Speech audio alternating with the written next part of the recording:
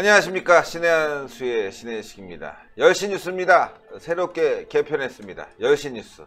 안 할 수는 없죠. 예, 환경부 단장이 떠났지만 더 인력을 보강해서 말이죠. 여러분들께 환경부 단장보다는 못하겠지만 그래도 더 열심히 하는 신의 한 수 10시 뉴스가 되겠습니다. 오늘은 새로운 기자가 나와 있습니다. 박차훈 기자, 홍철기 기자, 박완석 기자, 우동균 기자. 네 기자가 나와 있습니다. 안녕하십니까? 안녕하세요. 안녕하세요. 예, 박완석 기자는 우리 처음으로 나오는 예, 박완석 기자. 사실 그 시민운동 함께 오래 했잖아요. 오래 했고 어버이 연합에서 사무부총장으로 일을 좀 봤었습니다. 그리고 또 의협에서도 일했죠. 최대집 회장님을 모시고 의료계에 관련된 업무를 보다가 이제 한번 좀 유튜브 방송도 배우고 싶고 이런저런 이유로 신의 한 수에 와서 많이 배우고 있습니다. 배우고 있습니다. 이제 카메라도 잡고 말이죠. 탁 했는데, 야, 박완석, 노조위원장 있는 것 같아. 신의 한 수 노조위원장. 투쟁! 우리. 빨간 띠 구해야 돼, 빨간 띠, 여기. 벌써 노조위원장까지, 노래도 준비해야 되나요? 이렇게 그 투쟁가 이런 거. 사람도요. 이거 해야 되는 거 아닙니까, 이거? 이러면 이제 비호감 생기니까. 죄송합니다. 주의하겠습니다. 안 그래도 지금 머리 깎고 말이죠. 수염 기르고. 이게 참 독특한데 말이죠. 그래도 말이죠. 어쩔 수가 없는 거예요. 지금 박완석 씨가 머리를 깎은 이유가 있잖아요. 맞습니다. 제가 탈모로 인해 많은 고통을 받고 있어서. 그런 말씀 하셔가지고 마음이 아프네요. 그리고 이거 한번 가셔야 되는 거 아닌가요? 혹시 지금 딱 여기 와서 보니까 저를 제외하고 나머지 부장님들과 기자님 그리고 대표님을 보니까 제 복장만 유난히 죄수복인 것 같습니다. 그게 투쟁하다가 잡혀 들어간 거예요? 아니, 마치 기분이 민노총처럼 국제 외교 무대에 나간 문재인과 김정숙 그리고 강경화된 기분입니다. 도무지 적응이 되지 않고 있어요. 적응이 안 되는군요. 근데 뭐 박완석 기자 시민활동 많이 했기 때문에 기자 활동도 아주 잘할 거라고 생각합니다. 취재도 잘하고요. 또 능력도 있는 친구니까 여러분들 많은 사랑 좀 부탁드리겠습니다. 한번 개인적인 소개 한번 해주세요. 그래도 대한민국 유튜브 방송 1등, 대한민국 유튜브 정치 시사 분야 1등 방송 신의 한 수에서 저에게 이런 많은 배움의 기회를 주시고 시청자분들과 소통할 수 있는 기회를 주신 부분에 대해서 정말 감사하게 생각합니다. 앞으로 더욱 노력해서 시청자분들에게 좋은 뉴스로 인사드리도록 하겠습니다. 잘 부탁드리겠습니다. 감사합니다. 마치 말이죠. 이쪽은 이제 동남아에서 왔고 여기 남미 스타일 같지 않죠? 중국이나? 그렇죠. 여기는 약간 그 왕서방 같은 느낌이죠. 그런 말 많이 듣고 있습니다. 저는 금복주. 국법인. 박완석 씨 투쟁력이 대단해요. 대단합니다. 그래서 믿을 수 있는 기자, 박완석 기자와 함께 문화부장입니다. 문화부장으로 모시고 이제 저희가 뉴스 진행할 텐데, 자, 처음이니까 긴장도 되겠죠. 그래서 잠깐 긴장을 풀고 말이죠. 자, 그럼 뉴스를 또 하나씩 진행해 보도록 하겠습니다. 먼저 홍철기 기자가 뉴스 전해주세요. 지금 요즘에는 매번 제가 시작하는 것 같네요. 아니 싫어요, 그래서? 아니요, 좋아요. 아니, 왜냐면 옆에 있으니까 먼저 하고 좀 안정적이야. 안정적이라 시키는 거야, 내가. 자, 오늘 정진석 의원이 참 좋은 말씀을 하셨습니다. 그래서 페이스북에 소개된 글인데요. 오늘은 한번 담백하게 정진석 의원의 나라 걱정에 대해서 좀 소개해드리고자 합니다. 지소미아 폐기는 한미일 동맹 붕괴를 위한 북한의 주장이었다. 이렇게 얘기를 하고 있습니다.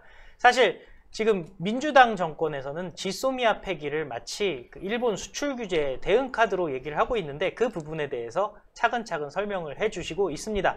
일본은 우리가 보유하고 있지 않은 정보 위성을 5기나 보유하고 있고 우리가 3척뿐인 이지스함도 일본은 6척을 보유하고 있다. 조기 경보기도 우리는 4기뿐인데 일본은 17기나 보유하고 있다. 또 우리보다 훨씬 강한 레이더도 보유하고 있다. 이렇게 말씀을 하시면서요. 그런데 이번에 이스칸데르형 미사일 발사했을 때 우리 군이 일본의 정보를 받아서 사거리를 400km에서 600km로 수정한 바가 있다. 따라서 북한의 핵미사일을 파괴하는 데 있어서 거의 모든 면에서 일본은 우리를 능가하고 있고 일본의 정보는 우리에게 절실한 것이다. 이렇게 얘기를 했습니다. 그러면서 덧붙이기를 1972년에 김일성이 남조선 정권은 미국과 일본이라는 2개의 끈에 의해 유지되고 있다. 각 끈 하나만 잘 나가도 날아가 버리듯이 남조선 정권을 타도하기 위해서는 하나만이라도 잘라내기 위한 각근 전술을 써야 된다. 일본과 미국 둘 중에서 하나만 자르면은 더 이상 대한민국을 방어하는 갓이 사라진다 이런 얘기를 한 거죠. 예. 실제로 지난 5월 북한이 남조선 당국은 반역적인 전쟁협정 지소미아를 폐기함으로써 판문점 선언을 이행할 의지를 보여야 한다 이렇게 얘기를 한 바가 있습니다. 이에 대해서 정진석 의원은 무언가 섬뜩한 느낌이 든다라고 얘기를 하고 있습니다. 그러면서 마무리를 이렇게 합니다. 문재인 대통령에게 묻는다. 지소미아를 폐기할 정도로 우리 정부는 북한 핵과 미사일에 대한 정보가 불필요한가? 북한이 핵과 미사일을 포기했는가? 라고 질문을 하면서 글을 마무리하고 있습니다. 예. 실제로 지소미아 폐기는 우리의 주장보다 먼저 북한이 주장했던 것입니다. 예. 지소미아, 예, 정보 교류 협정입니다. 군사 정보 교류 협정.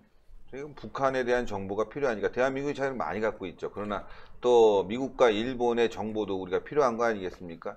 이거를 갖다가 지금 폐기한다고 지금 이 정권이 나서고 있는데, 그럼 한미일 동맹, 특히 미국도 좋게 보지 않을 겁니다. 이 결국 굉장히 큰 문제가 발생할 것 같아요. 네, 맞습니다. 사실 대한민국이 미국이나 일본에 대해서 강점을 갖고 있는 대북한 정보는 사실 휴민트 부분입니다. 왜냐하면은 언어적인 장벽이 없기 때문에 대한민국이 강점을 갖고 있고요. 그 다음에 왜 번역으로는 얘기할 수 없는 어떤 느낌, 감 이런 게 있지 않습니까? 네. 그런 걸 만났을 때 북한 사람이든 대한민국 사람이든 사실 통할 수 있는 부분이 있기 때문에 그 부분에 대해서는 사실 미국보다는 대한민국이 강하고요. 일본보다도 강하다고 할 수 있겠습니다. 네. 왜냐하면은 물론 미국에도 일본에도 한국말을 잘하는 그런 교포들이 많이 있습니다. 네. 그럼에도 불구하고 그 일본이나 그 미국의 문화권에서 자라온 사람들과 대한민국에서 자란 사람들, 한민족의 문화권에서 자란 사람들이 차이가 있기 때문에 그 부분에 대해서는 분명히 대한민국이 강점을 갖고 있습니다. 그러나 그거는 전통적인 얘기고요. 최근에는 사실 휴민트가 상당히 망가졌다라는 얘기도 많이 그렇죠. 있지 않겠습니까? 그런데 그 반면에 어떤 장비를 활용하고 레이더를 활용하고 위성을 활용하는 그런 어떤 최첨단 정보 장비에 있어서는 대한민국이 확실히 떨어지는 것도 사실입니다. 예. 그리고 지난 주말에 그 김정기 박사님이 우리 이번에 또 조회수도 많이 나오지 않았겠습니까? 예, 예. 한 40만 명 이상이 보신 영상인데요. 그때 또 말씀하신 부분이 뭐냐면은 홋카이도 이쪽에서 탐지를 하면은 그 북한의 북부 지역 남쪽에서 봤을 때는 산에 가려서 볼 수 없는 지구가 둥글기 때문에 이번에도 왜 미사일이 탐지를 못했지 않습니까? 예. 미사일 탐지를 못했던 그런 류의 정보를 또 일본이 많이 갖고 있다고 합니다. 그런 부분에서 대한민국이 북한의 핵으로부터의 스스로를 방어하기 위해서는 한미일 동맹이 정말 중요한데 지금 이런 상황에서 정부가 지소미아를 폐기함으로써 일본은 오히려 압박하겠다 이런 얘기를 하고 있는데 사실 미국의 입장에서는 지금 지소미아를 파기한다면은 미국의 안보에 아까 아침에 보도드렸지만 블로우 한 방을 매기는 그런 일이 돼버리기 때문에 사실 지소미아 파기는 대한민국의 미국에 대한 어떤 도전이 될 수도 있는 상황인 것입니다. 예, 참 무능각하고 어리숙한 정부. 아유 참 이거 어떻게 해야 될까요? 그냥 내가 펀치를 그냥 팍 이렇게 했으면 좋겠는데 그럴 수는 없고 말이죠. 명존세라고 제가 요즘 젊은 애들이 쓰는 얘기 예, 몇 번 뭐예요? 말씀드려요. 명치를 존 X 예, 떼게 때린다 해서 명치를 좀 친다 해서 명존세입니다. 세게 친다. 명존 세시 빠시 빡빡 하면 되지. 빠빠. 윤상직 의원이 또 그 말했죠. 이미 우리가 명치 맞았다. 예, 일본한테 명치 맞았다 그 말씀했어요. 급소를 맞다. 맞았다. 지난주에 네. 오셔서 그 얘기 하셨죠. 명치를 맞으면 일어나기 어렵다는 거예요. 그렇죠. 죽지는 예. 않는데 예. 움직일 수가 없다. 근데 명치 맞으면 옛날에 죽는다 뭐 그런 얘기 있었잖아요. 급소죠, 급소. 그러니까 명치는 잘못 맞으면 이렇게. 제가 누구라고 말은 안 하겠는데 누구한테 진짜 세게 때리고 싶네요. 누구요? 있지 않습니까? 내 얼굴 보면서 얘기하는 아니 이건 방송이니까 얼굴을 보면서 얘기해. 지금 제가 하늘 보고 얘기합니까? 누군지 모르겠지만 명치를 세게 그래. 때리고 싶네요. 이렇게 해야 되나요 지금? 불만이 있으면 노조위원장에게 말씀하시죠. 아니 그게 노조위원장. 아니라 여기 있는 사람 말고 그 지금 이제 언급되는 정치인들 예 진짜 명치한테 세게 치고 싶다. 여러분들도 아마 비슷한 생각 하시지 않을까요? 아마 네. 채팅창에 봐봐. 예, 엄청 지금 제가 명치 얘기했을 때 아우 나도 치고 싶다 누구 치고 싶다 이렇게 얘기할 텐데 네, 그러니까 아마 그러니까요. 생각하는 게 같을 겁니다. 예, 그러나 우리는 폭력을 쓰지 맙시다. 그러니까 예, 폭력은 마음만 좋아하는 것 같아요. 폭력은 정말 절대 사용하면 안 됩니다. 그럼요. 예, 박완석 씨가 옛날에 폭력 휘두르는 걸 좀 봤는데 잘 싸우더라고요. 잘 싸우고 듬직해. 네. 네, 전 힘도 좋아. 노조위원장님 편입니다. 대표님. 노- 노조위원장 편. 노조위원장, 노조위원. 자, 노조위원장이 또 기사 전할 텐데요. 대한민국의 마약이 지금 말이죠. 횡행한다고 합니다. 아, 이 정권이 마약을 했나? 예, 정권이 마약을 한 것처럼 횡행하게 정신을 못 차리고 있는데, 자, 우리 노조위원장 박완석 기자가 대한민국의 횡행한 마약에 대한 이야기 오늘 전하겠습니다. 예, 그 마약 소식에 앞서서 원래 다른 기사를 준비를 했었는데요. 예. 잠시 이제 그 마약 자료를 준비한 다음에 말씀을 드리도록 하겠습니다. 예. 잠시만 기다려 주십시오. 네, 제가 뭐부터 시작할지 미리 물어봤어야 되는데 죄송합니다. 괜찮습니다. 노조위원장인데 그러니까요. 제가 이제 소외감이 익숙해지고 있습니다. 아니 이제 파워풀 할 수도 있으니까요. 조심해야 돼요. 자, 이제. 자료 화면 띄워 주시죠. 네, 자료 화면을 띄워드리겠습니다. 네, 안 띄우면 혼납니다. 네. 자, 지금 서울 도심에서 대마초 판매 전단이 출현해 충격을 주고 있습니다. 예, 서울 마포경찰서에 따르면 지난 4일 마약류 관리에 관한 법률 위반 혐의로 30대 남성 A씨를 구속하여 조사 중이라고 합니다. 경찰에 따르면 A씨는 지난 2일 서울 마포구 홍대 입구역 인근에서 대마초 구입을 제한하는 내용의 홍보 전단을 돌렸다고 합니다. 백주 대낮에 서울 대낮에. 도심에서 발생한 일입니다. 대마초 흡연 및 구매 행위는 현재 5년 이하의 징역이나 5천만 원 이하의 벌금형에 처벌받을 수 있는 중대한 형사범죄입니다. 마약 범죄의 특성이 있습니다. 예, 마약 범죄의 특성상 중독성이 강하고 예, 성범죄를 비롯한 2차 범죄로 이어지는 경우가 많기 때문에 구속수사가 일반적인 원칙이고요. 이에 따라서 A씨 같은 경우도 현재 구속조사를 받고 있습니다. 그런데 이제 심각한 것이 있습니다. 예, 2019년 5월 기준 마약사범 단속 누계를 확인해 보니까 7,002명이었습니다. 근데 전년 동기에 비유하면 56%가 증가를 했어요. 예, 성별로는 남성 79.1%, 여성 20%, 직업별로는 무직 31.2%, 회사원 5.5%, 노동 3.8% 순입니다. 연령별로는 3, 40대가 전체 마약 사범의 49.5%를 차지하고 있는데요. 네, 심각한 것은 이제 10대, 20대 마약 사범이 급증하고 있습니다. 어떻게 구한 거예요? 문제는 지난 10년간 20대 마약 사범이 2배 증가를 했고 예, 절대적인 수치로는 아직 소수를 차지하고 있지만 10대 마약 사범의 경우 무려 6배가량이 증가를 했습니다. 많군요. 이 원인으로는 아무래도 과거에는 특수한 계층에 있는 사람들만이 마약류에 접근할 수 있는 그런 환경이었지만 이제 잦은 해외 유학이라든지 해외여행 등으로 국내외 요인이 변화를 한 그런 이유를 들 수가 있겠고요.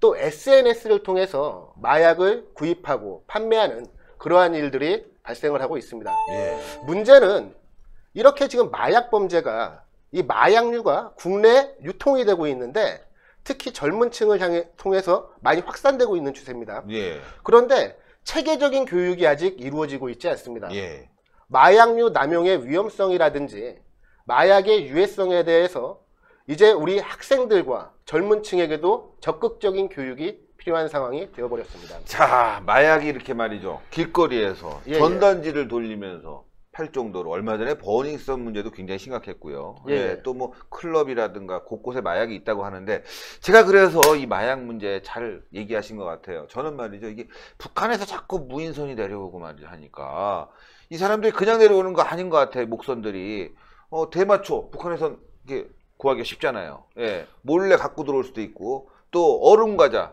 뭐 빙두인가요? 그것도 필로폰 요것도 갖고 들어올 수 있고 해서 그러다 보니까 이게 수량이 많다 보니까 이 전단지까지 나와서 돌리고 있는 게 아닌가 이런 생각도 전 듭니다. 사실 이번에 검거된 A씨의 경우 라오스에서 대마를 들여온 걸로 이제 수사 결과가 밝혀졌고요. 예. 지금 저희 신혜식 대표님께서 잘 지적을 해주셨는데요. 사실 북한 같은 경우 외화벌이 수단으로서 마약을 유통하는 것으로 많은 의혹을 받아왔습니다. 네네. 방금 이제 얼음 과자 빙두 얘기를 해주셨는데요. 은어로 얼음이라고 하더라고요. 예예. 그리고 또 사실 그 북한 사회에서 문제가 되고 있는 게 뭐냐면 예. 사회에 만연해 있는 마약 문제가 예. 지금 북한 주민들도 가장 큰 사회 문제 중에 하나라고 지적을 할 만큼 네. 마약이 북한에 만연해 있습니다. 네. 그리고 얼마 전에 이제 그 목선이 발견돼서 우리 네. 국민들에게 큰 충격을 줬었는데요. 사실 이게 간첩선이냐 아니면 정말 그 정부에서 발표한 대로 목선이 표류해서 도착을 했느냐 이게 중요한 게 아닙니다. 제가 네네. 봤을 때는 우리 해양 경계 태세가 이렇게 무너져 있는 상황에서 말 그대로 북한에서 제조한 마약류를 예. 국내에 들여오는 수단으로서 목선도 충분히 이용 가능한 겁니다. 그렇죠. 국내에 암약해 있는 간첩들과 접선하여서 이들의 활동 자금으로 만들기 위해서 마약을 전달할 수도 충분히 가능한 문제고요. 그러니까요. 아. 이게 북한 마약이 참 나쁜 게요. 물론 북한 사회에 만연한 마약도 문제지만은 정권이 마약을 생산한다라는 데 있습니다. 소위 말하는 백도라지 사업이라고 해서 백도라지 사업. 예. 아편을 이제 대흥단 뭐 이런 데서 예전 같으면 대흥단 감자가 유명했다고 해요. 네. 그 상당히 어려운 시절에 그런 걸로 이렇게 저기 끼니를 때우고 그랬었는데 이제는 그 대흥단에서는 아편 농장을 운영한다. 이런 말들이 나오고 있습니다. 결국에는 외화벌이 수단으로서의 아편, 마약, 뭐 빙두도 얘기하고 있겠으니까 있지만은 다 그런 것들이 결국에는 국가의 외화벌이 수단이다. 사실 마약이라는 거의 수출입 자체가 전 세계적으로 금지되어 있는 거 아니겠습니까? 예, 예. 그건 모든 것이 다 밀수죠. 그러니까 어떻게 보면은 지금 지난번에 왜 벤츠가 가고 막 이랬던 배들 있지 않습니까? 예, 예. 그게 사실 석탄으로 포항으로 돌아왔던 건데요. 나우카로, 러시아 나우카로 가서 거기서 북한 석탄으로 추정되는 석탄을 실어서 포항까지 돌아온 겁니다. 부산에서 출발했던 예. 배가. 그 경우에 그 바지선에 마약이 숨어 있다면 그 석탄이 쌓여 있는데 그 사이에 비닐봉지로 넣어서 했다면 그건 티가 전혀 안 나지 않겠습니까? 그러니까요. 예. 지금 뭐 박한석 기자가 전해줬지만 라오스에서 들어왔다고요? 예, 라오스가 또 굉장히 또 북한과도 친하잖아요. 우리나라보다도 훨씬 더 연을 오래 맺었던. 예. 그러니까 그게 라오스를 통해서 들어온 건지 북한에서 들어왔는데 이걸 속이려고 라오스라고 한 건지는 모르겠지만 길거리에서 지금 그만큼 말이죠. 아주 대놓고 하고 있다. 젊은 사람들에게 막 이렇게 배포하고 있다.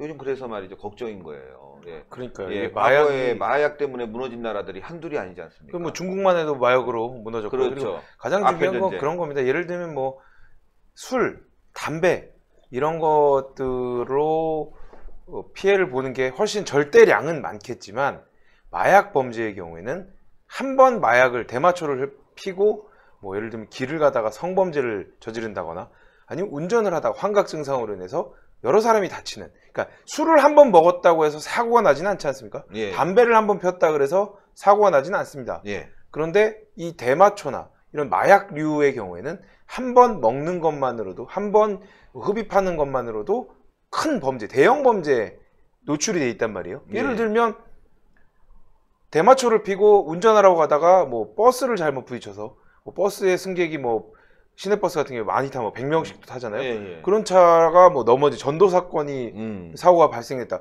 그렇게 되면은 2, 30명 죽는 거는 정말 그런 경우 가능성이 매우 높은 사고 그렇죠. 아닙니까? 예. 거기다가 그런 거 아니면 예를 들면 달리는 기차를 향해서 차가 잘못 들이받는다거나 이래서 수백 명이 타고 있는 KTX가 탈선을 사고가 나서 또 어마어마하게 그래서 KTX 열차 탈선 같은 경우에는 단순히 탈선만의 문제가 아니지 않습니까? 탈선에서 이것들이 뭐 교각을 다리를 들이받는다거나 아니면 주변에 있는 건물에 날아가서 2차 사고, 3차 사고가 더 우려되는 그런 상황이지 않습니까? 그렇기 때문에 마약의 경우에는 매우 위험한데 그런데도 불구하고 북한은 이런 마약을 자신들의 정권을 유지하기 위한 수단으로 쓴다는 건 이게 국가라고 부르는 게 아니라 뭐 중남미에 있는 그런 범죄 집단, 테러 조직, 그 마약 카르텔의 하나라고 봐야 되지 않겠나. 저는 이렇게 생각합니다. 근데 실제로 좌파 세력이랑도 마약이 좀 연결이 돼 있는 게요. 세계적으로 보면은 그 좌파가 집권한 나라일수록 대마초 합법화가 쉽게 됩니다. 예를 들어서 네덜란드 같은 경우는 오랫동안 사회민주주의가 지속되었던 나라고요. 미국에서도 지금 대마초를 합법화하자고 얘기하는 사람들이 대부분 보면은 히피 문화를 겪었던 좌파에 해당되는 사람들이거든요. 민주당을 지지하는, 미국의 민주당을 지지하는 사람들. 그런 부분을 봤을 때는 대한민국에 이렇게 마약이 점점 더 이렇게 급속도로 퍼지고 있는 데에는 어떤 사회의 그 좌파 세력들과도 연계가 돼 있지 않은가 이런 의혹을 가질 수가 있습니다. 맞아요. 네. 자, 이거 신고해야 될 것 같은데 일단은 말이죠. 뭐 길거리에서 이렇게 하고 있다니까 예, 신고 전화번호 좀 소개해 주시죠. 예, 자료화면 띄워주시기 네. 부탁드리겠습니다. 마약으로 인해서 고통받고 있는 분들이시거나 아니면 주변에서 마약을 투약하거나 거래하는 분을 알고 계신 분들은 적극적인 제보 부탁드리겠습니다. 한국마약퇴치운동본부 상담재활센터 1899-0893 그리고 국립정신건강센터 02-2204-0114 그리고 마약사범 신고 전화를 알려드리도록 하겠습니다. 검찰청 국번 없이 1301, 경찰청 국번 없이 112, 관세청 국번 없이 125 이쪽으로 마약사범들 신고 부탁드리도록 하겠습니다. 예, 우리 또 노조위원장께서 말씀하니까 예. 굉장히 그 막 전화하고 싶어 막. 아니 근데 약간 그런 건데 약간 중남미 마약상 같이 생기셨는데 마약을 사면 안 된다고. 예, 약간 좀 시청자분들이 좀 놀라시지 않을까 이런 생각도 듭니다. 마약상이 뭐야, 마약상이. 아 영화 보면 이렇게 상훈아. 이제 사회부장 사회부장이래. 문화부장님처럼 생기신 분들이 꼭 보면 이렇게 돈 이렇게 딱 받고 이렇게 봉투 요만한 거 하나 땡큐. 주고 뭐 이러잖아요. 땡큐 꺼먹겐 이러면서. 예? 그런 거 보면 약간 좀 안 맞는 것 같기도 근데 하다. 우리 박창훈 부장이 알아야 될 게 우리 박한석 같은 박씨네 보니까 네. 박한석 노조위원장이 굉장히 그 젊잖아요 사람이. 예. 제가 뭐 나쁜 사람이라고 말한 적도 없습니다. 뭐 알았어요, 저 그냥 보이는 대로. 오늘은 이제 좀 네. 제가 봤을 때 표정을 보니까 우리 열심히 뉴스니까 좀 부드럽게 갑시다. 아니 근데 네. 좀 약간 지금 심장박동을 한번 재보고 싶은 게 아니, 약간 그래. 엄청 떨려하는 것 같아요. 옛날에 표정이. 연설도 얼마나 잘하는데. 아 근데 되게 좀 떨린 표정이라서 나는 좀 지금 보면서 풀어주고 싶어서. 너무 잘해가지고 야 왜냐면 제가 처음 방송했을 때 보면 거의 이렇게 얼굴 쳐박고 계속 읽지 않았습니까? 저는. 계속 그러고 계세요 지금. 사실은 첫 방이라 긴장이 많이 네, 됩니다. 그러니까 긴장되는 거 그런데- 좀 풀어주고 그럼요. 싶어서 예. 그런 거고요. 처음에 긴장할 수밖에 없지 않습니까? 그쵸, 그렇죠. 그쵸. 예, 예. 네. 내가 다 이게 다 인물을 뽑는 재주가 있어요. 또 그 바로 투입하는 것도 아니야. 아예 못하는 사람은 미리 투입해. 느낌을 보고 좀 공부해야 된다. 저는 워크숍 때 그 낚시 바로- 그냥 바로 투입하는지도 모르고 막 근데 지금 이랬는데 잘하잖아. 그 70만 대 그 낚시를 못 해가지고 그때 딱 잡았으면 정말. 다음 워크숍도 한번 좀 재밌게 가야 되는데 방송은 하지 말자고. 아우 너무 힘들어. 그러니까요. 그걸 녹화로 해서 짧게 편집을 하면 낫지 않을까요? 그게 더 그게 더 생방을 하니까 생방을 편하게. 하면 이게 문제가 뭐냐면은 아유, 생방송을 하니까 이게 그때 방송 보신 분이 약간 조롱을 했잖아요. 네. 고기가 니네를 잡겠다 뭐 이런 얘기도 하시고. 예, 그러니까 차라리 그거보다 편집을 해서 가짜로 이렇게 잠수부 투입해서 이렇게 네. 낚싯바늘에다 꽂아가지고 잡는 척도 좀 하고. 에이, 그렇게까지 네. 뭐 안 잡히면 어때? 하여튼 뭐 그래도 열심히. 또 그럼 하는데. 조롱당할 댓글로. 아니 낚시 안 하면 되지. 왜 이렇게 낚시 단순하게 말고. 생각해? 낚시 안 말고 뭘 하면 할까요? 되지. 등산을 할까요? 낚시를 원래 물고기가 아니라 새우를 낚으러 간다는 말이 있지 않습니까? 가서 마음도 정리를 하고 잘 뽑은 게 맞는 것 같아요. 우리 노조위원장 잘한다. 네. 아가리파이팅이 좋으시네요. 자막에다가 노조위원장이라는 신의 한수 노조위원장. 아니 문화부장. 문화부장 말고. 문화부장이지. 되게 금세 아니, 다 여기 많이 두 명 읽으셨어요. 있잖아. 예. 웃돌돌 노조위원장, 박 회장님. 박 회장님. 예. 잘하세요 그러니까. 네, 알겠습니다. 자, 그 다음 뉴스 또 전하겠습니다. 우동규 기자가 전하겠습니다. 네, 사실 이 뉴스, 이 소식 많은 분들께서 인터넷을 보시다가 접하셨을 거라 봅니다. 이 중국 문제 참 예민하게 다들 보시고 계시지 않습니까? 그런데 이 중국이 미국으로부터 결국 환율 조작국으로 지정됐다라는 소식. 이 소식이요, 세계라는 물론이고 경제라인에서도 굉장히 많이 화제가 됐고요. 또 중국 경제에도 심각한 위협이 될 수 있는 이제 그런 상황이기 때문에 저희가 또 대한민국 소식은 아니지만 또 대한민국도 언제든지 당할 수 있는 거지 않겠습니까? 그렇죠. 자료 화면 보여드리면서 설명드리겠습니다. 네, 미국 재무부가 현지 시간 기준으로 5일에 중국을 드디어 환율 조작국으로 지정했습니다. 지난 수년간 중국을 환율 조작국으로 지정을 하냐 마냐 가지고 참 말이 많았었는데 네. 결국 지정했는데요. 이게 왜냐면요. 전날 이 위안화와 그 달러에 대한 환율이 1달러에 7위안을 돌파했습니다. 1달러에 7위안 돌파했다는 거는 이 위안화가 평가절하됐다. 근데 이 평가절하란 말이 헷갈리실 수도 있는데요. 쉽게 말씀드려서 수출할 때 중국이 유리한 상황이 됩니다. 네. 그러니까 자기네들 이 돈의 가치가 똥값이 되기 때문에 역으로 수출할 경우에는 보다 더 저렴한 가격으로 이제 제공할 수 있다. 그런 거 아니겠습니까? 네. 그렇기 때문에 중국이 지금 이 관세에서 지금 피해를 보고 있는데 이것을 위안화 절하를 통해서 이제 뭔가 메꾸려고 한다라는 분석이 대부분이었고 트럼프 대통령도 늘 트위터에서 그런 발언을 했어요. 예. 그런데 그것이 최고조에 이르면서 결국 이제 환율 전쟁으로도 확대되는 그런 상황이다. 그래서 제가 이제 이것을 본격적으로 또 이야기 드릴 텐데 중국을 환율 조작국으로 지정했던 게 처음은 아닙니다. 네. 1994년 빌 클린턴 행정부 당시에도 지정된 바가 있는데 25년 만에 다시 이제 환율 조작국을 지정된 거고요. 물론 중국의 그 중앙은행이라 할 수 있는 인민은행에서는 우리는 환율 시장 개입하지 않았다라고 주장을 하고 있습니다만은 글쎄요. 최근에 이 환율 지표를 보면은 석연치 않다. 왜냐면은 중국 같은 경우는요, 자유롭게 이 환율 거래가 되는 게 아니라 사실상 관에서 통제를 하는 구조지 않습니까? 예. 관에서 이제 고시를 함으로써 이게 이 돌아가는 구조이기 때문에 굉장히 이 조작, 그러니까 환율 개입의 의혹이 굉장히 짙은 상황이었고, 이것에 대해서 미국 재무부 측에서 인정을 하지 않고 결국 이제 조작국으로서 지정을 한 겁니다. 이 환율 조작국으로 지정되면 어떤 일이 일어나냐라고 하면은 미국 교역 촉진법에 따라서 1년간 환율 문제 개선을 위해서 이제 미국과 협의를 해야 됩니다. 그러니까 지금 예. 무역 문제로도 지금 협의를 해야 되는데 이제 환율 문제로도 미국이랑 이제 시시비비를 붙어야 되는 상황인 거예요. 그런데 1년간의 이 논의에서도 바뀌지 않는다 하면은 대외 원조와 관련된 자금 지원 금지, 그리고 정부 조달 계약 금지, 그러니까 정부의 조달 계약 과정에서 중국이 이제 금지되는 거죠. 그리고 IMF 추가 감시 요청된 조치가 있는데 이 세 가지 조치도 굉장히 강력하지만은 미국으로부터 환율 조작국으로 지정됐다. 그 타이틀만으로도 이 국제 환율 시장에서는 당연히 영향을 받을 수밖에 없는 그런 거 하지 않겠습니까? 예. 그렇기 때문에 한때 위안화의 그 가치를 위안화를 세계 5대 통화 안에 넣으려는 뭐 그런 여러 가지 시도가 있었습니다만 결국 이 조치로 인해서 또 위안화가 또 한 번 타격을 받는 상황이 있었고요. 트럼프 대통령이 단호한 메시지 보냈어요. 중국이 위안화 가치를 사상 최저 수준에 가까울 정도로 떨어뜨렸다. 이런 걸 가지고 환율 조작이라고 하는 거다. 이건 중대한 위반이고 결국 중국을 약화시킬 것이다 라고 발언을 했고요. 이후에 이제 미 재무부를 통해서 조작국을 지정이 된 거죠. 그리고 지금 이 중국이 상황이 안 좋은 게요. 지난달 말에도 이제 고위급들이 모여서 그 미중 무역 분쟁 있지 않습니까? 예. 이것에 대해서 실마리를 풀기 위한 협상을 했는데 아무런 소득 없이 그냥 끝나버렸습니다. 그리고 지금 미국에서는 다음 달 1일부터, 그러니까 9월이죠. 9월 1일부터 3천억 달러 규모의 나머지 중국산 상품에 대해서도 10%의 추가 관세를 부과하겠다라고 발표한 상황인 거고, 중국에서도 이제 역으로 원래 이제 미국산 농산물을 좀 사기로 했었는데, 우리 안 사. 뭐 그래? 그럼 우리도 이제 미국 농산물 안 사. 이런 식으로 지금 맞대응을 하고 있는데 지금 강대강 구도 속에서 이런 환율 조작국 지정으로 큰 파장을 겪고 있는 그런 상황인 겁니다. 예.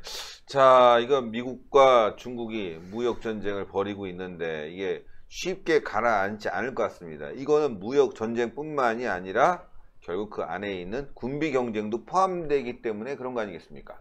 아무래도 이제 군비 경쟁.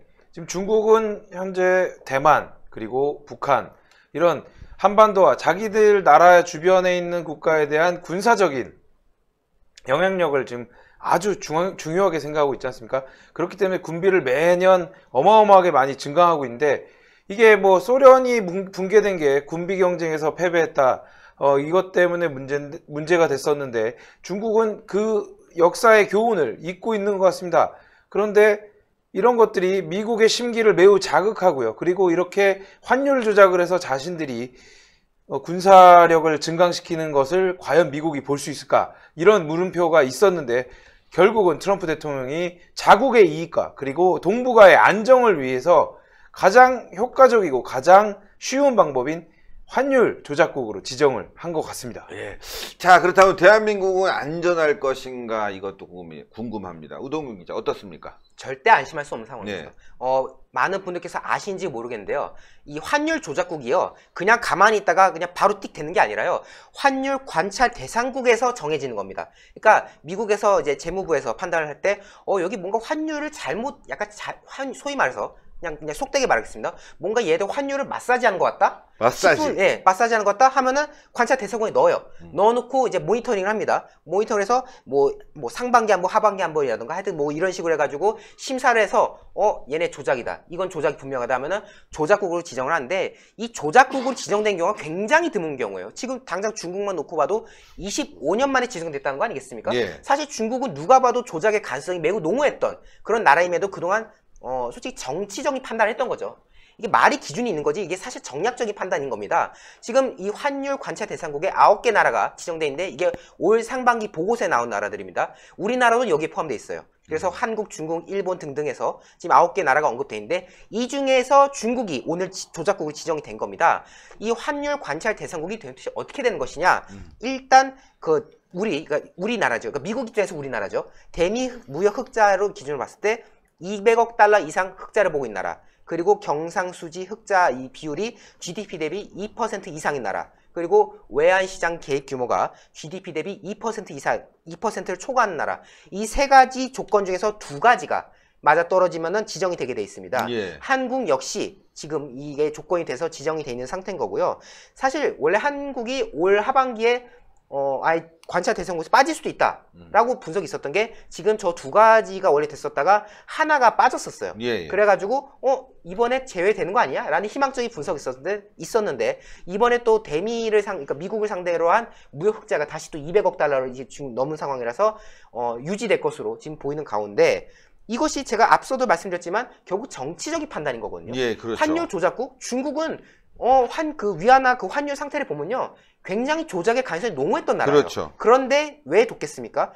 협상의 여지를 두면서 그리고 이것이 가져올 파장이 또 있기 때문에 정치적인 판단으로서 여태 그냥 보류를 했던 건데 조작국으로 지정한 거 아니겠습니까? 그래서 지금 이데일리 기사에서도 이런 분석을 하고 있는 거예요. 한국도 환율 조작국 지정 가능성, 중국과 상황이 다르다라고 주장하는 사람도 있습니다. 맞습니다. 다르죠. 우리나라가 중국만큼 그렇게 심하게 환율을 건드리는 나라는 아니지 않습니까? 예. 그렇지만 압박용 카드로서 지금 북한 문제도 있고 여러 가지 복잡한 사안들이 많은데 예. 이것에 대해서 압박용 카드로서 뭐 환율 조작국 지정 내지는 지정은 아니더라도 너네 지정될 수 있다는 뭔가 그 보고서상에서 메시지를 던질 가능성 이런 것들이 농후하고 만약 그런 상황이 있을 경우는 지금 가뜩이나 일본과의 그 무역 분쟁이라든지 하여튼 일본과의 지금 문제에서도 지금 타격을 받고 있는데 환율까지 지금 개입돼 버리면요 이건 사상 최악으로 가는 거다.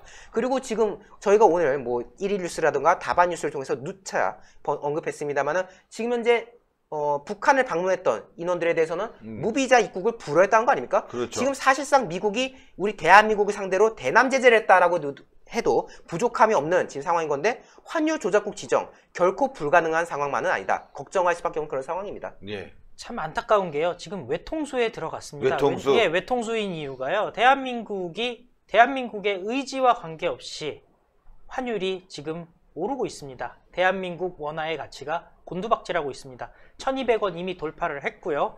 지금 얼마까지 올라갈지 아무도 모르는 상황입니다. 그러니까 결과적으로 얘기하면은 미국 입장에서는 원화의 환율이 높아졌다. 원화의 가치가 낮아졌기 때문에 미국 입장에서는 니네들 수출 많이 하려고 환율 조작하는 거야? 라고 얘기를 했을 때 대한민국에서 할 수 있는 말이 없는 거예요. 아니 문제가 일본 때문인데 라고 얘기했을 때 지금 미국이 그 문제가 일본과의 갈등 때문이구나 라고 이해해 줄 수 있는 상황이 전혀 아닙니다. 미국 입장에서는 그 갈등 하지 말고 한일 간에 잘 풀어라고 얘기를 하고 있는 상황인데 지금 문재인 정권은 강대강 구도로 우리는 잘못이 없으며 가해자와 피해자를 명확하게 나누며 선과 악을 명확하게 나누고 죽창으로 일본의 각종 제재를 이기려고 하고 있는 상황이거든요. 결국에는 대한민국 원화의 환율은 계속 높아질 수밖에 없고요. 미국 입장에선 결과론적으로 어쨌든 니네 환율 올라갔잖아 라고 얘기했을 때 대한민국이 어떻게 설명할 방법이 없는 상황입니다. 자, 여기서 말이죠. OX 들어봐 주십시오. 네, OX. 여기 있습니다. 예, OX. 자, OX 한 사람은 화면에 나오지 못합니다. 4분 안에. 그렇네요. 그냥 전체 하면 되죠. 아유, 그래도 그래도. 우리가 또 시스템이 있는 거니까. 물론 다 나오는 방법도 있지만 그건 좀 복잡하니까. 자, 일단 말이죠. 환율이 올라가는데 1,500원 이상 갈 거다. 예. O. 2,000원 이상 갈 거다도 O. 아니다.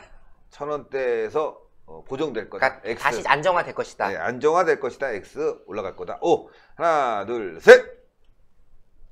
예. 우리 노조 위원장이 빠지셨군요. 자, 노조 위원장만 이렇게 잡아줍니다. 네, 이렇게 하면 되네요. 네, 원샷입니까? 그럼요. 오히려 자, 좋네. 모두 다 올라갈 거다. 야, 자, 그러면 얼마까지 올라갈지. 저는 뭐 2,000원 갱신 가능성도 충분히 있다고 봅니다. 2,000원. 네. 저는 1,800원 내지 1,900원 정도 생각합니다. 네. 저희가 이미 외환 위기를 한번 겪어보지 않았습니까? 지금 돌아가는 추세를 보면 충분히 2,000원 이상 갈 가능성도 충분하다고 봅니다. 예.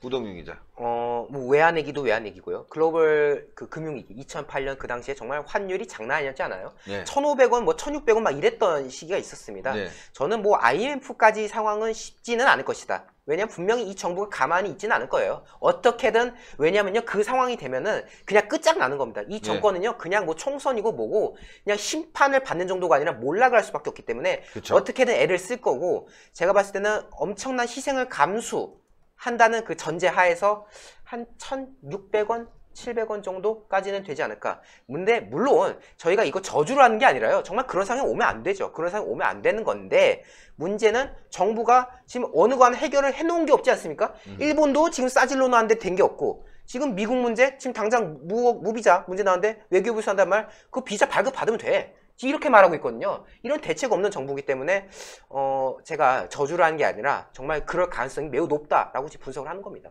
예. 자, 저도 올라갈 거다 이렇게 봤습니다. 얼마까지 올라갈지는 모르겠지만 전 대한민국을 걱정하기 때문에 제발 한 1,200원 선에서 멈췄으면 좋겠습니다. 네. 예. 더 올라가면 우리 기업인들 얼마나 어려워지겠습니까? 자, 거기까지 좀 멈춰서 말이죠. 서로 좀 잘 사는 그런 나라가 됐으면 좋겠지만 문재인 정권이기 때문에 아마 2,000원까지도 가지 않냐. 요즘 시중에 금이 없대요, 여러분들. 금이 동이 났습니다. 있는 사람들은 벌써 사들이는 것 같습니다. 참 걱정이 아닐 수 없습니다. 자, 박창훈 기자가 또 다음 소식 전하겠습니다. 네, 오늘 하루 종일 운영위원회가 열렸습니다. 그런데 나경원 원내대표는 아주 시원한 발언을 했고요. 노영민 비서실장은 본인의 본분이 뭔지 망각한 망언들을 쏟아내서 지금 논란이 지금 계속되고 그리고 이 이야기는 아마 내일이나 모레까지도 계속 논란이 될 것 같은데요. 그 이야기들 한번 말씀드리도록 하겠습니다. 먼저 나경원 원내대표께서 이야기하신 내용을 한번 들려드리겠습니다.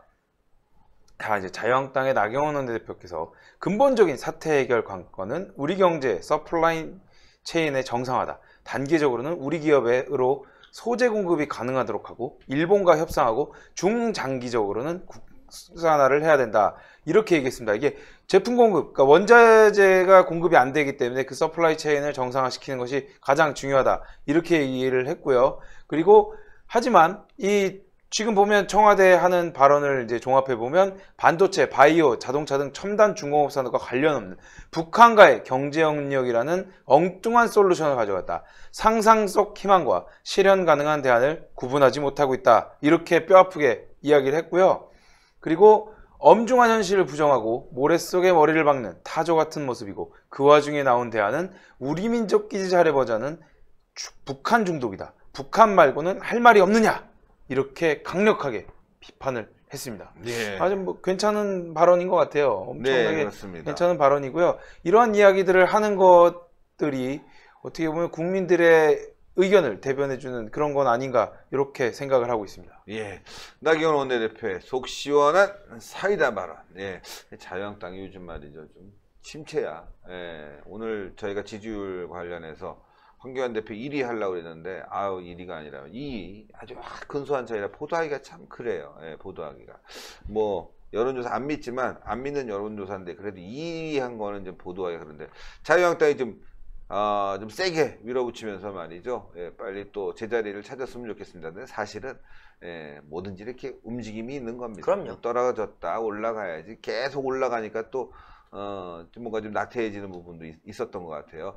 금방 바로 잡을 거라고 저는 생각합니다. 자, 다시 우리 노조위원장인 박한석 문화부장의 보도를 또 이어갈 텐데요. 요즘 말이죠, 여러분들 전화 많이 받죠. 보이스피싱 이게 난리랍니다. 예, 이 중국을 통해서 오는 것 같은데 이 보이스피싱 보도 관련해서 뭐 있습니까? 아니요. 왜 이렇게 자꾸 손을 들길래? 아니, 저도 전화 한번 받아보려고. 저도 얼마 전에 대검이라고 그러고 전화가 왔었거든요. 그래요? 예, 대검에서 대검에 제가 무슨 일로 대검에 가야 되죠? 이랬더니 전화를 끊더라고요. 그래서 되게 궁금했거든요. 왜 날 불렀나? 그러니까 그럴 거 속을 수 있어요. 네, 그러니까요. 홍철 기자 받아본 적 있습니까? 예, 저도 뭐 여러 가지 이렇게 봤는데요. 네. 사실 보이스피싱 같은 경우는 뭐 일가 친척들이 납치됐다 이런 보이스피싱이 있지 않습니까? 순간적으로 장난 같아도 끔찍하죠. 순간적으로 끔찍합니다. 네. 근데 이제 가만 들어보면은 이제 앞뒤가 안 맞으니까 그런 건데 그냥 딱 짚고 이제 저 같은 경우는 목소리가 좀 특이하니까 제 나이 또래에 맞지 않는 얘기들을 좀 할 때가 있어요. 네. 그래서 이제 뭐 상관이 없기는 한데 보통 이제 할머니인 줄 알고 아드님이 뭐 납치됐다 뭐 이런 얘기 하는데 뭐 괜찮습니다. 예.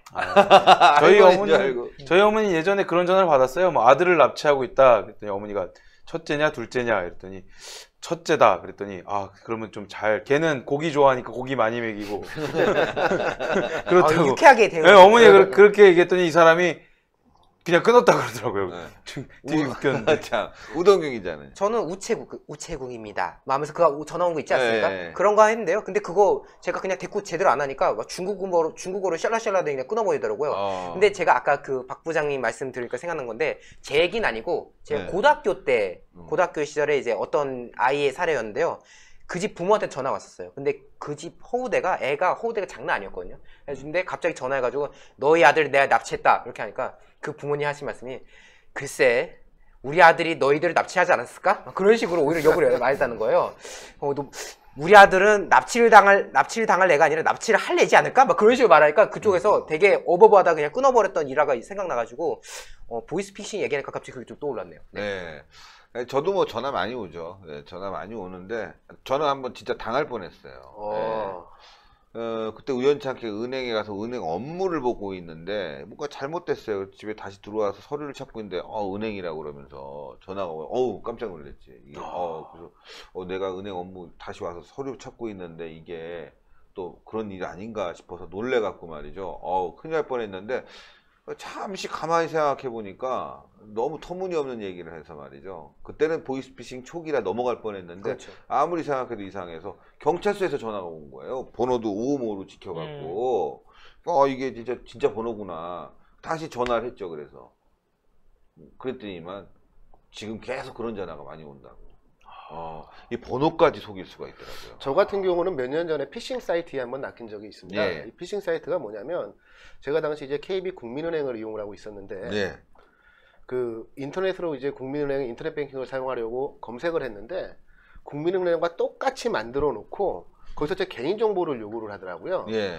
그리고 나중에는 이제 보안카드 번호까지 입력하는 것까지 나와서 이거 아무리 봐도 수상하다. 그래서 확인을 해보니까 국민은행 사이트를 똑같이 만든 피싱 사이트였습니다. 그때 이제 큰 피해를 겪을 뻔했는데요. 사실 우리가 일반적으로 생각을 할 때 보이스 피싱 거기에 넘어가는 사람들 너무 순진한 거 아니야? 경각심만 조금 가지면 넘어가지 않을 문제인데 왜 속아 넘어가는지 조금 한심하게까지 하다 이렇게 말하시는 분들도 계세요. 예. 그런데 지금 실질적으로 보이스 피싱 피해를 보는 가장 큰 계층이 뭐냐면 20대, 30대 여성들입니다.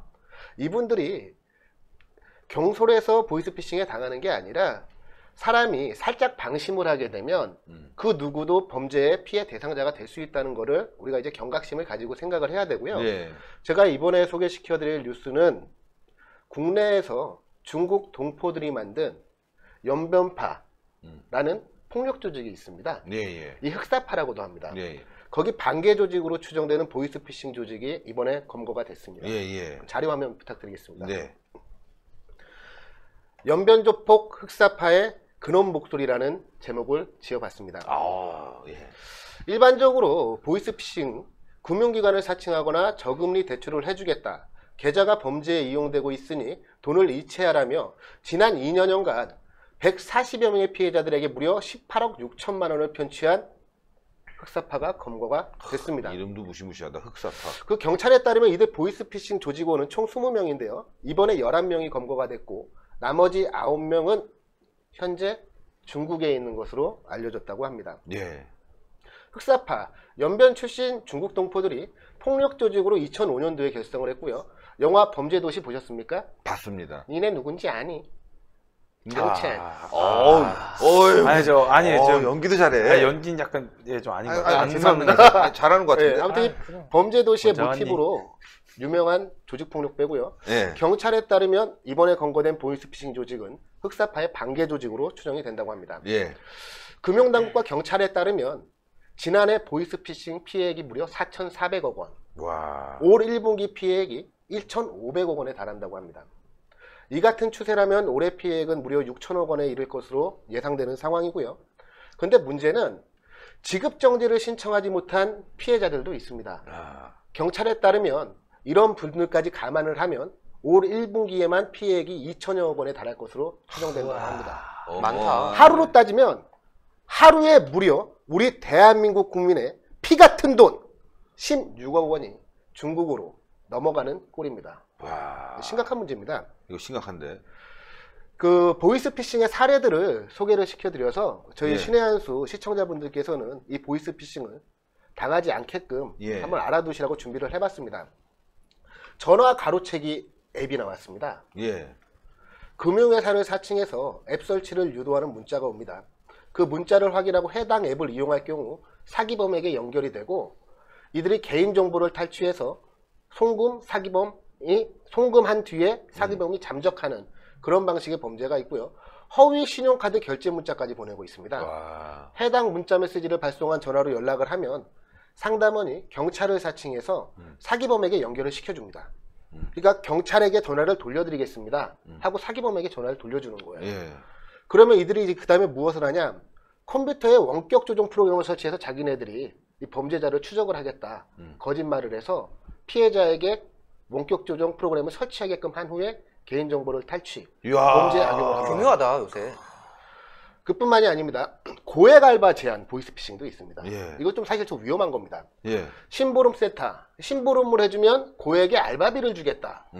심지어 이 남성분들 뭐 데이팅 알바하면 외로운 사모님을 상대만 해주기만 하는 이 데이팅 알바 이건 말도 안 되는 이런 보이스피싱도 있습니다. 예. 이런 애들 같은 경우는 이제 안 내고 보증금을 입금을 요구를 하고 예. 이제 보증금을 입금 받은 후에는 예. 잠적하는 경우가 있는데 아하. 사실 여기서 이제 주의할 게 이제 심부름 센터 알바입니다. 예. 이 보이스피싱 이 사람들이 자기네들 자금을 세탁하기 위해서 돈을 인출을 요구를 한 다음에 그걸로 이제 상품권으로 교환을 해달라고 합니다. 예. 그 상품권을 교환을 해서 전달을 해주면 거기서 일정 부분 수고비를 띄워서 자기네들이 그 상품권을 받는데 사실 이거는 범죄의 공범이 되는 겁니다. 공범이 피해자가. 되는 거죠. 그 외에 지인 사칭 메신저 피싱 이건 제 선배도 당한 건입니다. 예. 가령 그 카카오톡 등으로 나 누군데 지금 급하게 사고가 났으니 현금 얼마가 필요하다. 그런데 당장 내 통장에 돈이 없으니 내가 알려주는 계좌로 돈을 입금을 하면 내가 나중에 그 돈을 다시 다 갚도록 하겠다. 그런데 여기서 꼭 굳이 전화 연결을 하려고 이제 시도를 하면 얘네들이 예. 전화는 긋고 연결을 하지 않습니다. 아하. 사실 이게 보이스피싱 원조가 과거 이제 일본에서 유명했던 나야나 전화입니다. 나야 나. 예. 그 일본 노인분들에게 이제 전화를 하는 겁니다. 예. 전화를 해서 그 받으시는 어르신에게 엄마 나야 나 지금 교통사고 났으니까 돈이 얼마 필요해. 엄마 나야 나 지금 급히 돈 쓸 데가 있으니까 묻지 말고 어디로 입금을 해. 그렇죠. 목소리 그래 급하니까. 예, 급하게 전화하면 이게 사실 일본에서는 90년대 2000년 초반 때 보이스피싱 원조로 나야나 전화가 많은 사회 문제를 일으켰었습니다. 예. 이 전통적인 수법이라고 할 수가 있죠. 예. 자, 이제 우리 시청자 여러분들께 보이스피싱 신고센터를 알려드리도록 하겠습니다. 예. 보이스피싱 피해를 입으셨을 경우에 즉시 지급정지를 하고 피해 신고를 하셔야 됩니다. 경찰청 국번 없이 112로 신고하시면 되고요. 피싱 사이트 신고 같은 경우는 인터넷진흥원 118, 국번 없이 118입니다. 예. 그리고 피해 상담 및 환급, 금융감독원 국번 없이 1332번으로 전화해 주시기 바랍니다. 네, 본격 나라를 사랑하고 범죄를 예방해주는 범죄 예방 방송 신의 한 수네요. 네. 아니, 조만간에 저기 박 부장님께서는 뭐 저기 뭐지 용감한 시민상 이런 거 그래 받으시겠네요. 우리 진짜 공익 방송이네. 그럼요. KBS가 공익 못하는 거 방송. 우리가 코너를 별도로 만들어야 되겠어요. 예. 잠깐만 뭐 이러면서. 우리 이제 보이스피싱 당하지 말아요. 아주 뭔가 개사가 좀 이상한 것 같아요. 이상합니까? 네. 아, 그래도 어떻게든 이어갔습니다. 이어- 사실 이해왔습니다. 저희 시리아수 피해자분들만이라도 이런 범죄에 피해자가 되지 않길 바라는 마음에서 한번 준비를 해봤습니다. 예. 아 오늘 고생 많았다. 감사합니다. 아 방송 대비 뭐 열심히 뉴스 괜찮다. 네, 잘하네. 주수복 감사합니다. 입으니까 이제 여기서 이제 구금된 상태로 계속 잘하네. 방송하는. 예, 예. 좀 더 빨리 했으면 좋았겠네요. 네. 자, 이제 열심히 뉴스 이제 마감을 하도록 하고요. 네. 자, 뭐 못한 뉴스가 있으면 또 연결해서 쭉 하는데 우동근 기자부터 네. 해주시죠. 네, 이걸요. 그냥 넘어갈 수가 없죠. 이게 오늘 또 재밌는 네. 이슈였는데요. 서울 중구청, 그러니까 서울의 그 한 도심 한복판에 중구라는 곳이 있지 않습니까? 이 중구청에서 말도 안 되는 반일 행보를 또 보여줬습니다. 내용으로 설명을 드릴 텐데요. 도심 한복판에서 일본의 보이콧을 이제 주장하는 그런 배너를 설치했습니다. 여기가 이제 또 관광지예요. 네. 명동, 광화문 이런 데다 이제 설치를 하겠다는 건데 이게 이제 놀라야 되는 거는 민간에서 그냥 자발적으로 뭐 자기들끼리 뭐 사진 돌리면서 뭐 노제팬 하면서 사지 않습니다, 가지 않습니다 하는 거는 뭐 그거는 개인의 자유입니다. 근데 이거는 지자체가 나서가지고 이 짓을 한다는 거니까 이게 지금 공격적인 거 아니야. 이게 지금 지자체가 어떻게 이런 식으로 나설 수 있냐 해서 논란이 됐던 건데요. 보면은 사진 이게 지금 세종대로입니다. 예. 세종로를 보면은 이 배너를 보면은 노 해가지고 일장기가 이제 들어가 있고, 심하다. 네, 이 보면은 일본 방송사가 또 이걸 찍어 갔어요. 일본 방송사에서 지금 현재 지자체에서 일본을 이제 뭔가 불매 이런 걸 주장하는 그런 배너를 설치했다라고 반일 배너. 네, 반일 배너죠. 이런 거를 이제 찍어서 갔습니다. 보면요, 이 명동 이쪽은요, 일본이 또 많이 찾아오는 많이 곳이에요. 찾아오죠. 물론 한때 뭐 중국인들이 이제 많이 차지하면서 뭐 위축됐다라고 하지만은 그럼에도 불구하고 여전히 명동은 일본인들에게 많이 의존하는 그런 상권인데, 그런데다가 보이콧 재팬, 가지 않습니다, 사지 않습니다. 이 정말 무식한 게요. 여기 한국 온 일본인들은 정말 한국이 좋아서 온 분 아니겠습니까? 그렇죠. 뭐 흔히 자기들이 말하는 뭐 혐한 이런 걸 하는 사람들이면 여기 안 오죠. 대한민국에 지금 이 어려운 시국에도 대한민국을 갔다라는 거는 나름대로 이 일본, 그러니까 한국에 대해서 애정을 가지고 있는 그런 일본인들이 왔다라고 해도 무방할 정도인데, 그런 일본인들이 막상 한국이 좋아서 왔는데 보니까 여기에 뭐 보이콧 재팬, 뭐 가지 않습니다, 사지 않습니다 이런 거 하면요, 이거 말이 안 되는 거거든요. 그러니까요. 심지어 이거에 대해서 중구청은 얼마나 황당한 행정을 했는지요. 상인들에게 협조도 구하지 않았다는 겁니다. 상인들이 당연히 우려할 수밖에 없죠. 어떤 매장 같은 경우는 일본인 매출이 절반인 그런 것도 있는데, 그런 사람들이 보면 정말 시급할 배너지 않습니까? 네. 근데 협조를 구하지 못했다. 그러면서 하는 말이, 일본과 관련된 일을 하는 분들은 불편할 수도 있겠지만 취지를 이해할 것이다. 이 인지 부조화예요. 이게 자기들이야 공무원이니까 그냥 올리면 올리는 거고 내리면 내리는 거지만은, 상인들은 당장 밥줄이 걸린 거 아닙니까? 그렇죠. 근데 뭐 불편하긴 하겠지만은 이해해 주겠지, 이런 말도 안 되는 말을 한 거고요. 그것 때문에 이 중구청 홈페이지에서 이제 뭐 중구청장에게 바란다 뭐 이런 게시판들이 있는데, 네. 여기에 뭐 100여 건의 글이 올라와서 철거하라, 이게 지금 말이 되는 거냐라고 이제 불만을 이제 표시했습니다. 그런데 불만을 표시했음에도 불구하고 서양호 이 중구청장의 적반하장격인 이 글을 보십시오. 제목이 이거예요. 광군 의병 따질 상황이 아니다. 즉 뭐 민간이냐 아니면 뭐 이제 공직에 있는 거냐 따질 게 아니다. 왜 구청은 나서면 안 된다는 거냐? 왜 명동이면 안 되는 거냐? 이래는 다 때가 있는 법이다. 지금 화이트리스트 배제 조치로 인해서 이 경제판 임진왜란이 터졌는데, 지금 대통령도 최저에서 싸우고 계시지 않느냐? 대통령을 띄우는 겁니다. 뭐 역시 민주당 출신답게 이렇게 말을 하고 있는 건데, 이런 판국에 캠페인과 운동에 정치인과 지방정부는 빠져야 되고 민간만 필요하다라는 주장에 난 동의할 수 없다.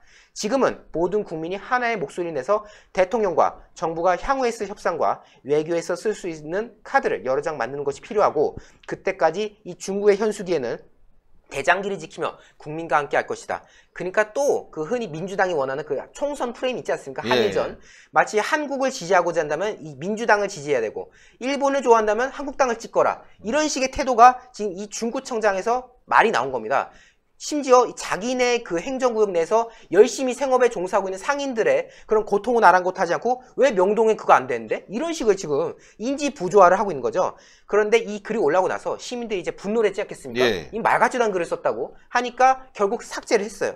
삭제를 했고, 또 여기에 대해서 남시훈 명지대 교수가 설명한 게 아주 통쾌했는데요. 서울 중심에 저런 걸 걸면은 일본 관광객들이 불쾌하지 않겠냐. 그러면 결국 일본과 관계는 더욱 악화되는 거고, 일본의 무역 도발에 찬성하는 일본 시민들만 더 늘리는 꼴이다. 그리고 국민이 자발적으로 진행하는 불매운동을 오히려 정부가 조장한다라는 것을 대외에 지금 알리는 그림이 될 것이고, 그렇죠. 이거는 국제 여론조에서도 악영향을 끼칠 것이다 라는 거거든요. 결국 이런 비난이 이어지니까 배너를 제거하기로 했습니다. 그러니까 오전 아침에는 근데 이거 그걸 다 달았다가, 늦었어요. 벌써 나갔잖아요, 방송에. 그렇죠. 그리고 그러고 나서 오후에 돼서 그 배너 만드는데 또 한 개, 두 개 만든 게 아니잖아요.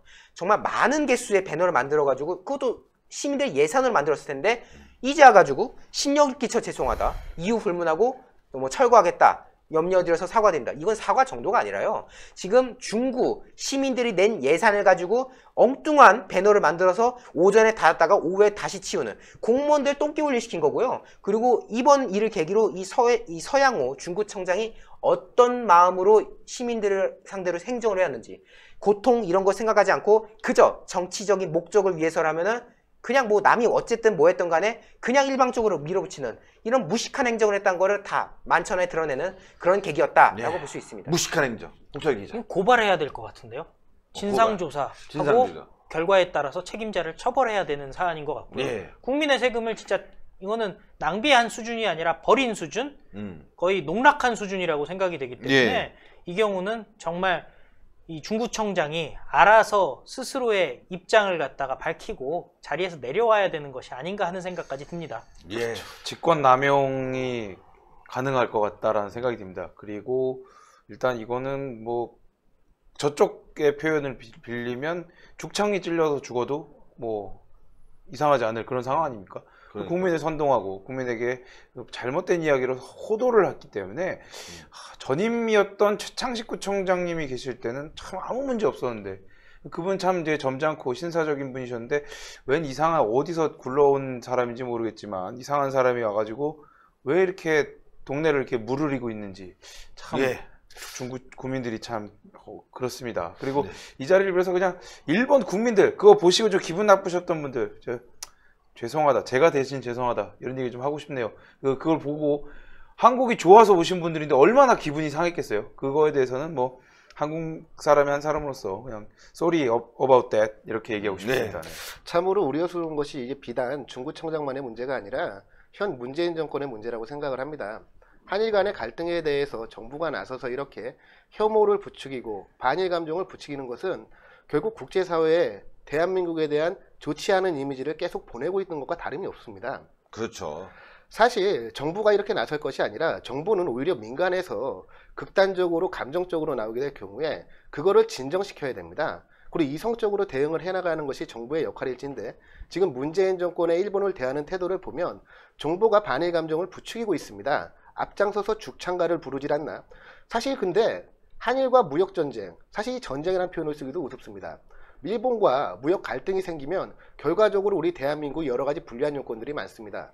결국 우리 대한민국에 큰 피해로 돌아오게 될 것이고 경제가 악화가 된다면 문재인 정권의 인사들은 반드시 기억해야 될 것이 있습니다. 경제가 악화되면 민심은 이반하게 될 것입니다. 당신들이 선동한 국민들의 손에 쥐었던 그 죽창은 그 죽창의 끝은 결국 당신들을 향하게 될 것임이 자명하다고 저는 생각을 합니다. 예. 우리 노조위원장님. 맞아요. 진짜 깔끔한데요. 깔끔하십니다. 뭐 제가 마무리 멘트 할 필요가 없어요. 자, 오늘 다 고생하셨고요. 예. 여러분들 하여튼 신의 한수 10시 뉴스는 이처럼 계속 됩니다. 여러분들의 많은 사랑 부탁드리겠고요. 구독 버튼 꼭 눌러주시고 추천 버튼 댓글로 많은 성원 부탁드리겠습니다. 내일부터 계속 11시 그 다음에 5시 반 10시 열심히 달려가는 신의 한수가 되겠습니다. 여러분들 대단히 감사합니다. 내일 또 다시 뵙겠습니다.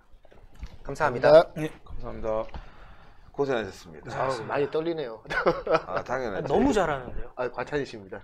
많이 떨려갖고. 수고했어. 정말 유익한 방송인 것 같아요. 네. 나라를 생각하고 범죄도 예방해주는. 그러니까. 정말 오늘 사실 이런 컨셉은 저희가 해본 적은 없는 건데 우리 연구했다니까. 그래서 둘이서. 굉장히 유익했어요. 네. 범죄 예방 홍보대사 뭐 이런 거 한번 경찰청에 이런 거는 정부가 저희 보고 늘 가짜 뉴스다 못하는데 세상에 이렇게 국익을 생각해주고 국민들의 편익을 생각해줄 방송이 어디 있습니까? 그러니까. 그리고 신의 내일 우리 저기 특별 손님 어마어마한 해야죠. 분이시잖아요. 5시 반에. 그거 홍보해야죠. 5시 반에 다반 뉴스에 뭐 어마어마하신 우리 나가니까. 예. 곽상도 의원님 내일 5시 반에 여러분들. 예. 저는 약간 스페셜 게스트를 해서 숨기고 싶었는데 아니에요. 네, 여러분 오셨으니까요. 네네. 네. 알겠습니다. 가반 뉴스에 곽상도 의원님 출연하시니까요. 여러분들 많은 시청 부탁드리겠습니다. 방송 여기까지 하겠습니다. 대단히 감사합니다. 네, 감사합니다. 추천 버튼 눌러주십시오, 여러분들. 고생했습니다. 감사합니다.